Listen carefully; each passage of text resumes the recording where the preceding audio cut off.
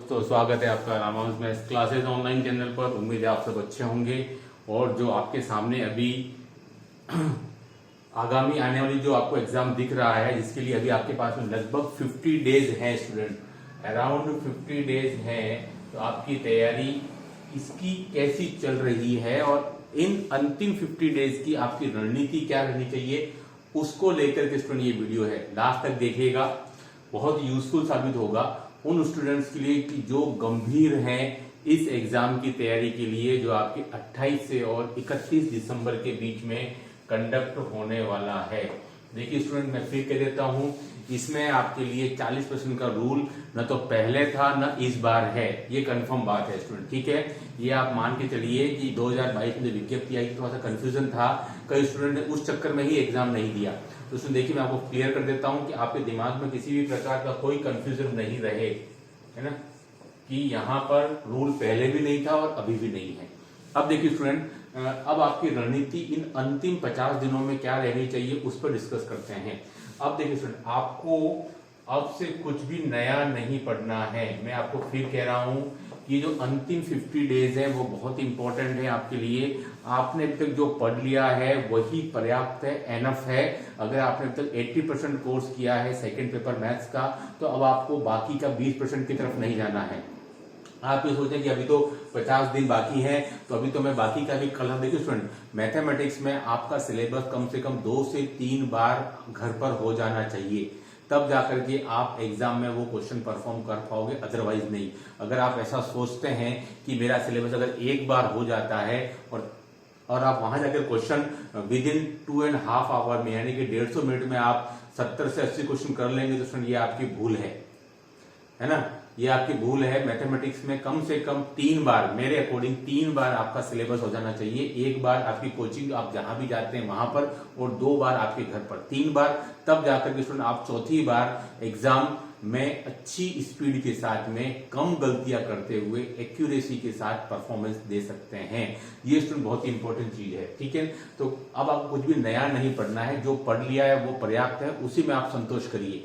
ठीक है, अब देखिए स्टूडेंट, अगर हम सेकेंड पेपर की ही बात कर रहे हैं, सेकेंड पेपर की ही बात कर रहे हैं स्टूडेंट, ठीक है, तो आपको पता है स्टूडेंट सीट्स जो है वो आपकी 65 है।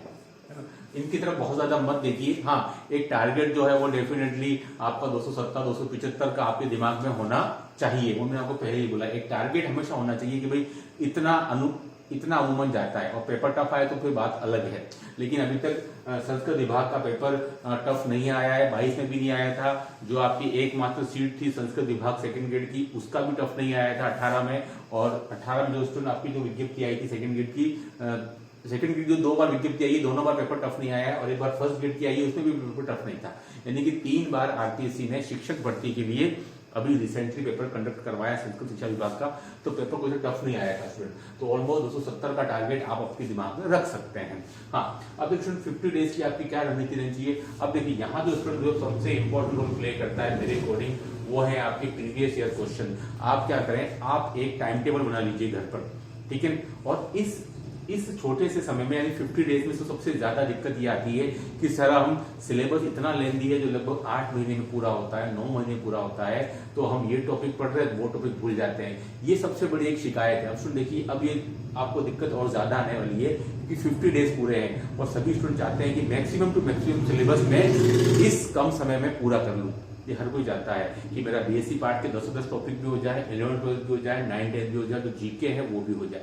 देखिए स्टूडेंट, इसके लिए आपको क्या करना है, इसके लिए अब आपको लिमिटेड पढ़ना है। इस समय आपके शॉर्ट नोट्स बहुत काम आते हैं। लिमिटेड का मतलब है कि आपके सारे टॉपिक्स भी कवर हो जाएं और आपको यूं भी ना लगे कि यार अमुक टॉपिक मेरा छूट गया है। स्टूडेंट देखिए, इसमें आपको क्या करना है, घर पर जब भी आप बैठते हैं पढ़ने के लिए, अगर आप 8 घंटे पढ़ रहे हैं स्टूडेंट, उसमें से आपको डेली का स्टूडेंट आपको लगभग 2.5 घंटा, 2 से 2.5 घंटे आपको जो स्टूडेंट आपको प्रीवियस ईयर क्वेश्चंस पेपर को देने हैं डेली के। क्योंकि आपके पास स्टूडेंट कम से कम 20 पेपर हैं, 20 से 23 पेपर हैं, है ना। सेकंड ग्रेड आपका लगभग 6 से 7 बार हो गया है, फर्स्ट ग्रेड आपका लगभग 4 बार हो गया है। इसके अलावा असिस्टेंट प्रोफेसर के क्वेश्चन पेपर हैं, इसके अलावा आपके एसीएफ के पेपर हैं, पॉलिटेक्निक कॉलेज लेक्चर के पेपर हैं स्टूडेंट। ये सब पेपर मिलाकर आपको लगभग 20 से 23 पेपर स्टूडेंट आपके हो जाते हैं। तो आपको डेली उन क्वेश्चंस की प्रैक्टिस डेफिनेटली करनी है, उन क्वेश्चंस को आपको नहीं छूटना। मैं फिर कह रहा हूं, कहीं ऐसा ना हो जाए कि जो क्वेश्चन 2022 में आया है वो इस बार आए और आप गलत करके आ जाए। तो फिर ये आपके पढ़ने की रणनीति बिल्कुल गलत है। जो क्वेश्चन 2018 के पेपर में आया है, भले वो एल्जेब्रा का है, भले वो रियल एनालिसिस का है, भले वो एलपीपी का है, और आप उसको गलत करके आ रहे हैं, तो फिर ये आपकी पढ़ने की रणनीति गलत है। एकेडमिक और स्टूडेंट कंपटीशन दोनों की अलग अलग डिमांड रहती है। यहाँ आपको बहुत ध्यान रखना पड़ता है। और इंपॉर्टेंट रोल कौन प्ले करता है स्टूडेंट? आपका सिलेबस और आपका प्रीवियस ईयर क्वेश्चंस।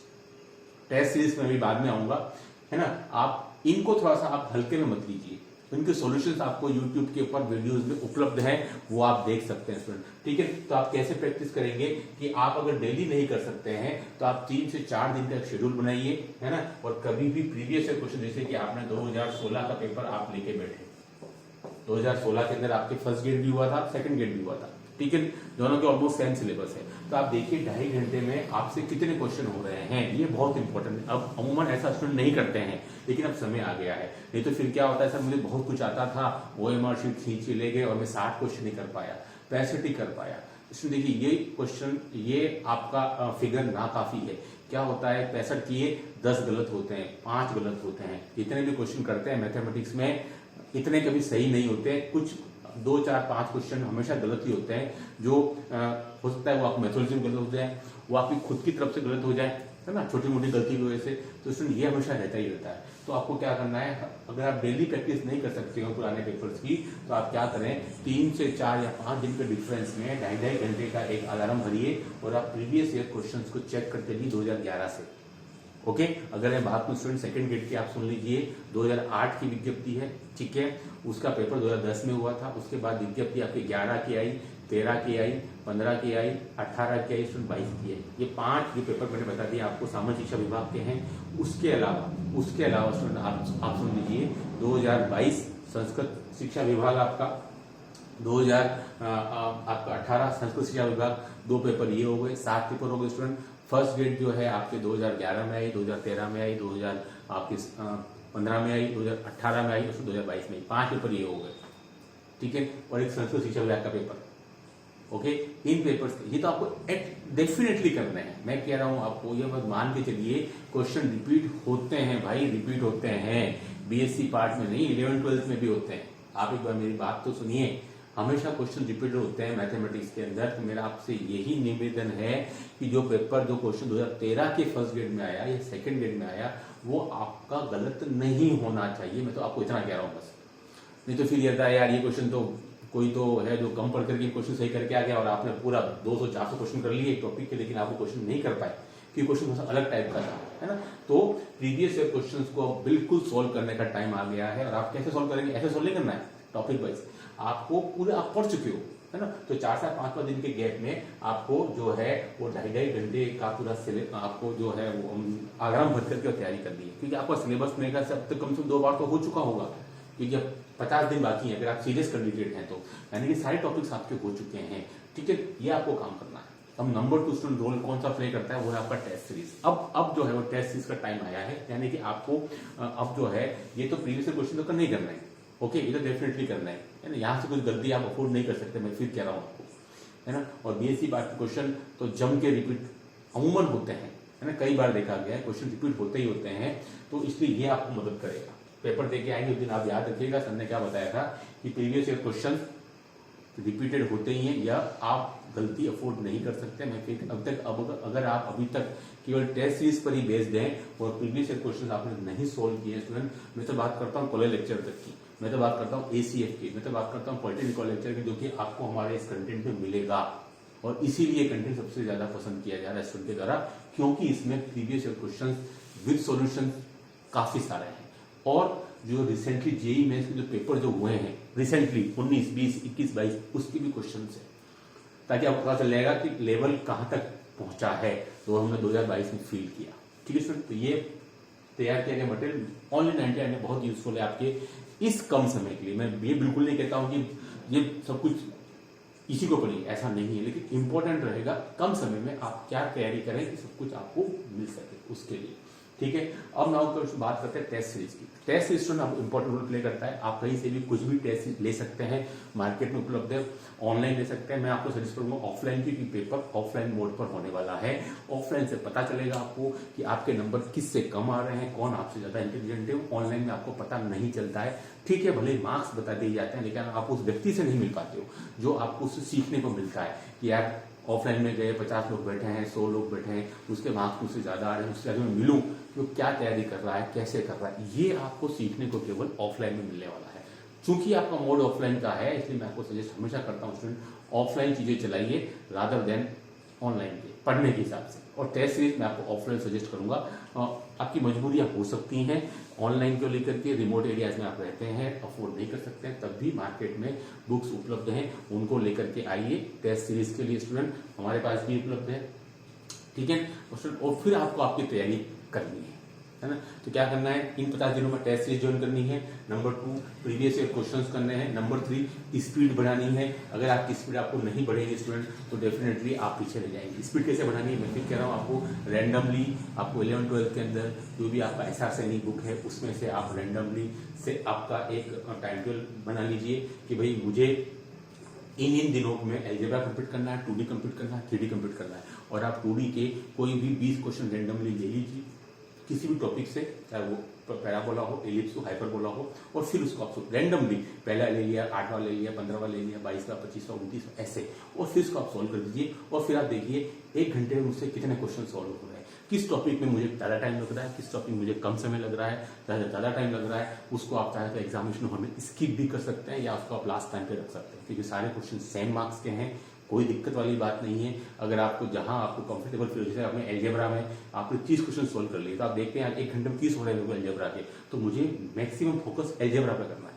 आप देख रहे हैं यार कैलकुलस के मेरे 1 घंटे में 20 ही हो रहे हैं और वो भी कोई गारंटी नहीं है, तो आप उसको थोड़ा सा समय के लिए स्किप कर सकते हैं। तो जहां आपको कम समय में आप मैक्सिमम क्वेश्चन करके दे रहे हैं स्टूडेंट, देखिए वही आपको एग्जाम में पहले अटेम्प्ट करना है। ठीक है, मेरी बात आपको समझ में आ रही होगी, है ना, अच्छे से। ये सब चीजें आपको अभी से करने के शुरू कर देंगी। ये सब चीजें केवल कंटेंट आपको बहुत स्ट्रांग हो वो आपको सिलेक्शन दे देगा, ऐसा कई बार चीजें कोई हो कोई जरूरी नहीं है। ये मैं बात बता रहा हूं उन एवरेज स्टूडेंट्स के लिए जो ऐसा सोच रहे होंगे सर सीट्स बहुत कम है तो हमारा क्या हुआ, है जो एक्स्ट्रा ऑर्डिनरी है 90% अबोव रहता है उसके लिए कोई इतना ज्यादा प्रॉब्लम नहीं है। लेकिन वो 60 और 65% वाला स्टूडेंट क्या करे, इतनी कम 65 सीटों में अपना सिलेक्शन ले। तो प्रीवियस ईयर क्वेश्चन स्टूडेंट बहुत ज्यादा इंपॉर्टेंट है। अगर आप इनको इतनी इंपॉर्टेंस नहीं देते हैं तो देना शुरू कर दीजिए वीडियो देखने के बाद में। टेस्ट सीरीज आपके लिए बहुत इंपॉर्टेंट रोल प्ले करती है। इन मौकों पर ये आपकी गलतियों को सुधारेगी डेफिनेटली। अगर आप टेस्ट नहीं देते हैं तो आप पीछे हैं, आप मान के चलिए कुछ भी नया आपको अभी नहीं पढ़ना है। जितना आपने पढ़ लिया 80% पढ़ लिया वो काफी है, उसी को रिपीट करना है, क्योंकि मैथ्स का दूसरा नाम आप ये मान कर सकते हैं कि रिवीजन है, रिपीटेशन है, ये चीजें आपको प्रैक्टिस है और कुछ भी नहीं है मैथ्स में प्रैक्टिस के अलावा। जितना ज्यादा आप चीजों को प्रैक्टिस करोगे आपको कठिनाई का लेवल कहां से पता चलेगा, तो प्रीवियस ईयर पेपर से, है ना। प्रीवियस ईयर पेपर आपको, और अगर आप BSc पार्ट के लिए मैं आपको बताता हूँ स्टूडेंट कि असिस्टेंट प्रोफेसर के पेपर हो गए, पॉलिटेक्निक कॉलेज लेक्चर के पेपर हो गए, ACF का पेपर हो गया, RS3 के पुराने पेपर हो गए, ये आपको BSc पार्ट में बहुत इंपॉर्टेंट रोल प्ले करेंगे। वो आप छोड़िएगा मत, मैंने हमेशा कहा है सोर्स ढूंढिए, सोर्स दूसरों से अलग हटके, आउट ऑफ द बॉक्स। जो अगला नहीं सोच पा रहा है वो आप सोच रहे हैं, तभी जाकर के इतनी कम सीट्स में आप एक्सेल कर पाएंगे। तो आई होप कि वीडियो आपके लिए इंपॉर्टेंट रहेगा। एक वीडियो 2 वीडियो इसके बाद में और भी बनाएंगे आपके कमेंट के बेस पर कि आप और क्या कैसे इतने कम समय में अच्छा परफॉर्मेंस दे सकते हैं। इस वीडियो में इतना ही। डू लाइक सब्सक्राइब, थैंक्स, धन्यवाद।